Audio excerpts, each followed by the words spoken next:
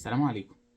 من الحاجات المهمة جدا إن صاحب العمل يعملها عشان فريق التسويق في شركته يعرف يشتغل، هو توفير بيئة عمل خالية بشكل كبير من النزاعات والخلافات والشد والجذب ما بين الموظفين. آه، بيئة العمل اللي بيكون فيها مشاكل كتير بطبيعة الحال بتخلي الموظف يجي الصبح الشركة وهو مش طايق نفسه، ومش حابب الشغل ومش قادر يشتغل ومش عايز يشتغل. وده حاجة يعني معروفة وفي كل الأقسام، مش بس اللي بتوع التسويق يعني. بس أنا ليه بنبه على النقطة دي في التعامل مع فريق التسويق؟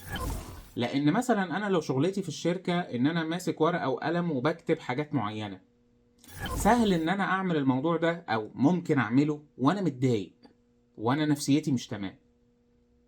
لو أنا وظيفتي في الشركة مثلا إن أنا بشيل حاجات وأنقلها من مكان لمكان، ممكن أعمل كده وأنا متضايق.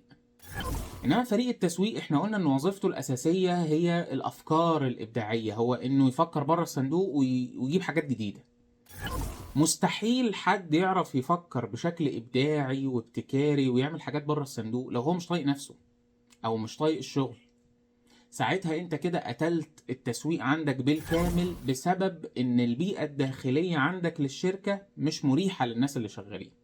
وخلي بالك ان انت عشان ترضي العميل الخارجي بتاعك، اهم حاجة انك ترضي العميل الداخلي بتاعك.